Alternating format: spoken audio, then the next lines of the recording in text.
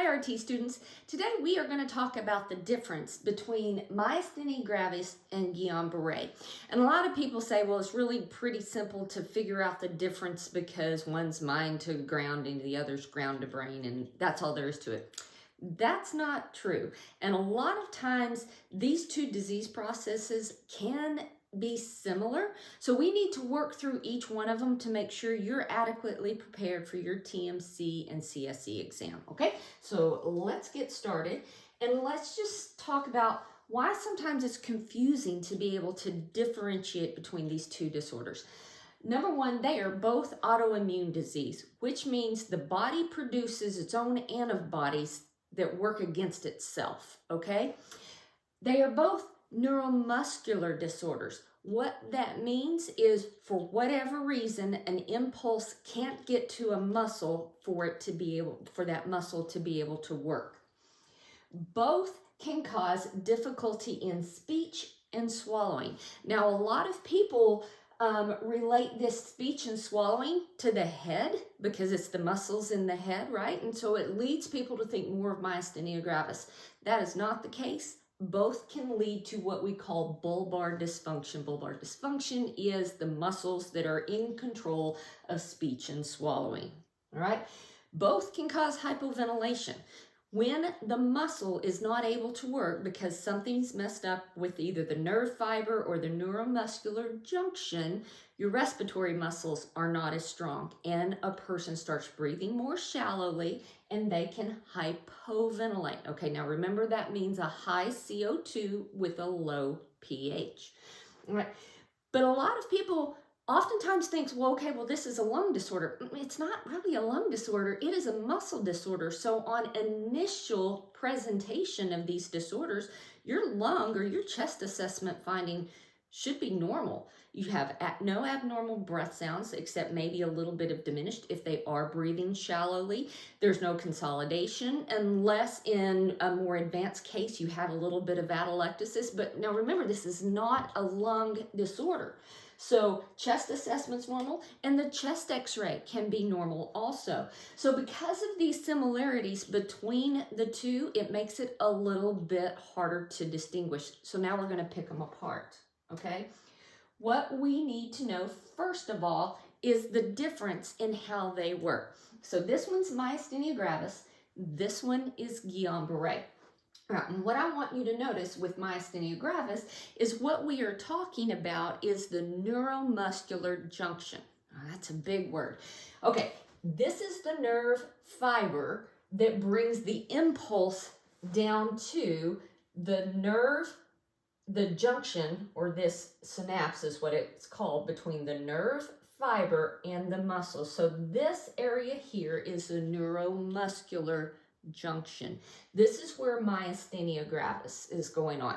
Okay, here's what happens. In a normal nerve fiber and a normal neuromuscular junction, the impulse travels down the nerve fiber, it gets to the terminal point here of that nerve fiber, and then a lot of acetylcholine is released. Now, acetylcholine gets into this synapse and then attaches to these receptors, and that's what makes that nerve impulse cross the synapse into the muscle.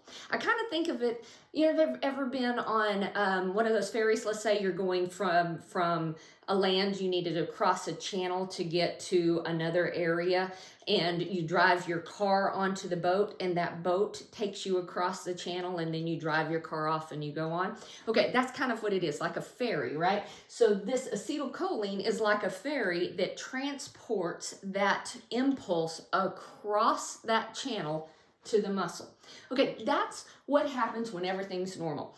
In myasthenia gravis, what happens is the body produces these antibodies, and these antibodies hop onto these receptors, okay? They compete for those receptor sites.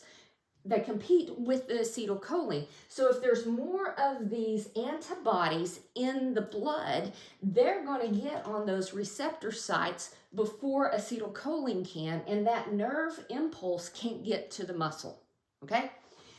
Whereas Guillain-Barré, we're talking about the nerve fiber itself. And in a normal nerve fiber, we have these things called the myelin sheath, which wraps around that nerve fiber. And this myelin sheath is very nice and very smooth, and it helps conduct that nervous impulse. Now, in Guillain-Barré, the body produces autoantibodies or antibodies that work against itself that destroy this myelin sheath. And so this is like a road that if you're going down the road and it's nice and smooth, your car can drive. But now let's say you go down the road and all of a sudden there's a big sinkhole, or the asphalt is so torn up there is absolutely no way to get your car across. It's the same kind of thing. When this myelin sheath is destroyed, that nerve impulse can't travel to even get to that neuromuscular junction. Okay? So these are the two differences. In myasthenia gravis, it is a neuromuscular junction problem. In Guillain-Barré, it is a myelin sheath problem. All right, so how do we determine the difference between the two? We are going to look for patterns. There are patterns, and these patterns are normally true. Okay, first of all, myasthenia gravis is a descending weakness. So if we descend, we go from the top to the bottom, okay? So a lot of people remember myasthenia gravis as being mind to ground, so that's descending. Myasthenia gravis is also, this weakness worsens with use. If there's repetitive stimulation to a muscle, that muscle will get weaker. But if you rest that muscle, it gets stronger. And it has to do with how that acetylcholine is produced and then destroyed, okay? Whereas Guillain-Barré is an ascending weakness, okay? Ascending means you go from bottom to top. So we often say from ground to brain, and that's ascending. And Guillain-Barré also is often symmetrical. If it starts at the lower extremities, it's both lower extremities. Can it start in the distal, the hands and the arms? Yes, but typically it is symmetrical. Another difference with Guillain-Barré is because it's myelin sheath destruction, there will not be reflexes. That's called areflexia, or the reflexes that when you stimulate the muscle, you have decreased reaction. That's hyporeflexia.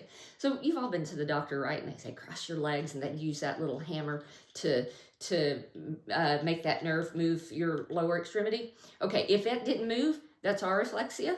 If it moves but just a little, that's hyporeflexia. Okay, and that's associated with Guillain-Barré.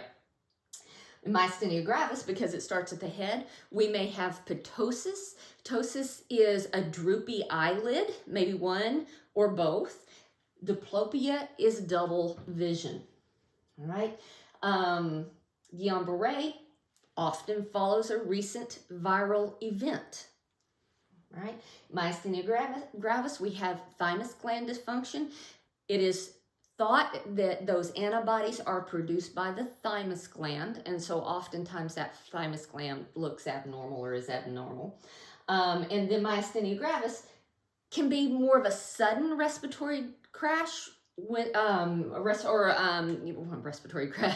sudden onset after fatigue of the muscles, where oftentimes Guillain-Barré is more progressive. It can happen over hours or over days. Now, I am going to say these bottom two bullets, be careful because these are not absolute. They're common, okay? So this is how we know. Myasthenia gravis is a descending weakness. Guillain-Barré, ascending weakness. In myasthenia gravis, we may have ptosis, diplopia. The thymus gland may be dysfunctional. There's a sudden onset. Where Guillain-Barré, they have problems with reflexes. They're either absent or decreased.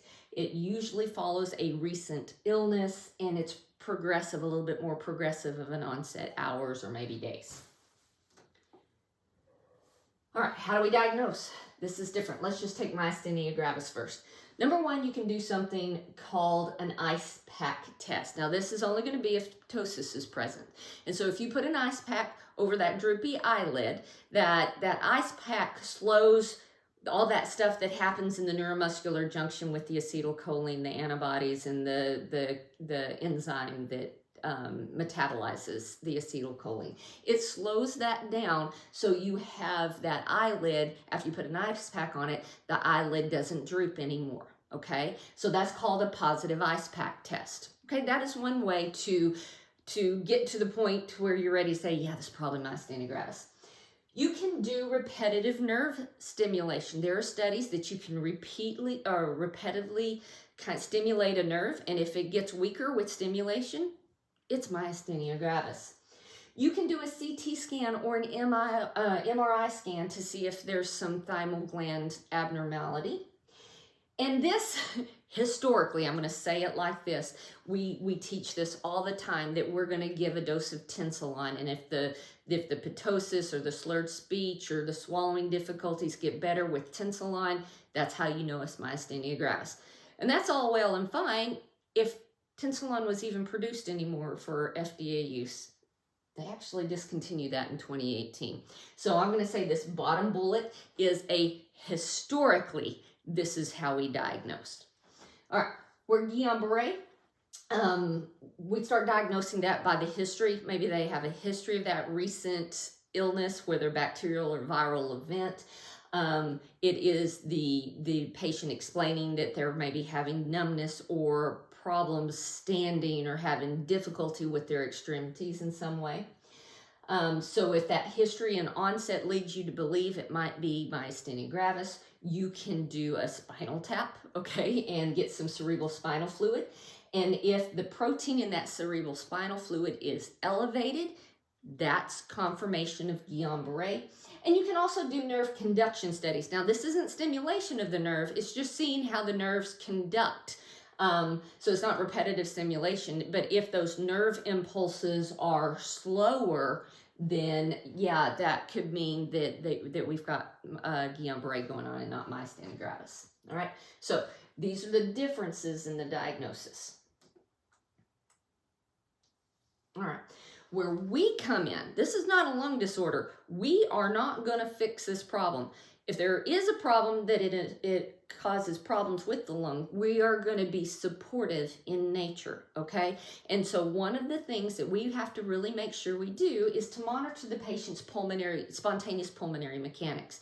All of these tests that I'm about to talk about have to do, your muscles have to work to do them, okay? So there are some critical values that we need to watch out for. So if you are measuring your patient's spontaneous tidal volume, and the way you do that is you measure their minute volume, okay? There's a little thing called a right spirometer. You measure their minute volume, okay? Make them breathe for a minute normally, count their respiratory rate while you do it, take the minute volume divided by the respiratory, and that will give you average spontaneous tidal volume. Average spontaneous tidal volume, if it is less than 5 mLs per kilo of ideal body weight, that's critical. They are not going to be able to breathe that way very long, okay? Their CO2 is going to rise, their pH is going to fall. If their respiratory rate is greater than 35, that's an indication that the muscles aren't working properly. They can't take a big enough breath, so they're trying to compensate for it by breathing faster. All right, if the minute volume is greater than 10, that might be an indication that there's some kind of muscle abnormality. Now, I'm going to say these three things are not absolute. There are things you can monitor. Vital capacity and MIP are really the two big ones, okay? So vital capacity, that's where you take a great big deep breath in and you blow it all the way out.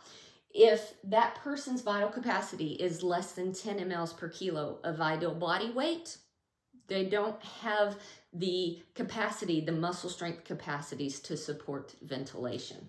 And then maximum inspiratory pressure, this measures inspiratory muscle strength. And if it is greater than negative 20 centimeters of water pressure, and what I mean by that is negative 19, negative 18, this person's muscles are too weak to support ventilation on their own. If they can't support ventilation on their own, they are going to have to be provided with some form of positive pressure ventilation, and most often this is intubation and invasive ventilation. All right, treatment. When we talk about treatment, let's just talk one first. Okay, myasthenia gravis. IV immunoglobulin therapy, you may see that abbreviated IVIG. The thing is to give them good antibodies, because remember at that neuromuscular junction, this is a competitive type of situation. Does the antibody or does the acetylcholine hit that receptor faster? Well, if we load the body with good antibodies, there's more of a chance that they're going to keep the bad antibodies from hooking up to the receptor site. Pyridostigmine for chronic myasthenia gravis. Myasthenia gravis, by the way, is not something that's one and done.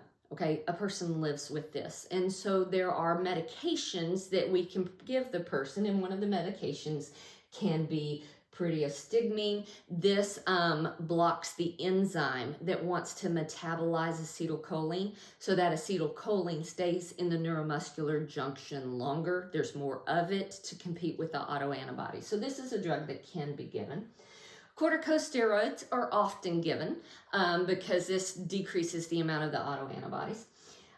Some of the newer drugs that are out on the market today are called monoclonal antibodies. Ultomiris is one. So Ultomiris works in a manner that it doesn't allow the disruption at that neuromuscular junction, whereas I think you say this, Weigart Hytrulo, this medication actually decreases the number of those autoantibodies in the body. Okay, and we remember with myasthenia gravis, we said that the problem was with the thymus gland.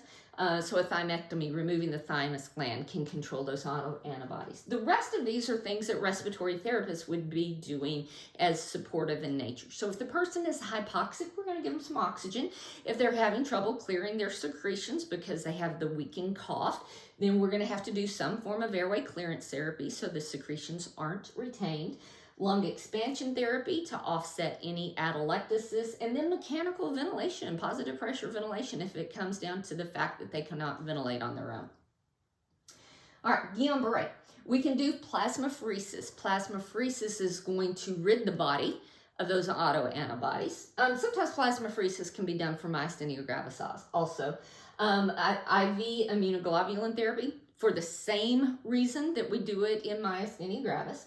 Now with Guillain-Barré, you want to think about more long-term prevention therapy for DVTs, anticoagulation therapy, the compressive devices for the legs, and because Guillain-Barré is that destruction of the myelin sheath, and only time heals that, okay? That myelin sheath has to repair itself, and the more damaged it is, the longer it's going to take for it to repair themselves. So sometimes people that have a really advanced case of Guillain-Barré, they may be on the ventilator for weeks. And because they have that immobility and the venous stasis and the tendency to develop DVTs, we need to make sure we're working on preventative measures for that. And then again, oxygen therapy if they're hypoxic, airway clearance therapy if they have retained secretions, lung expansion therapy to offset atelectasis, and mechanical ventilation. So these are really the main things you need to think about when you're talking about the differences between myasthenia gravis and Guillain-Barré, as the NBRC typically likes to test on. Hope it helps. See you soon.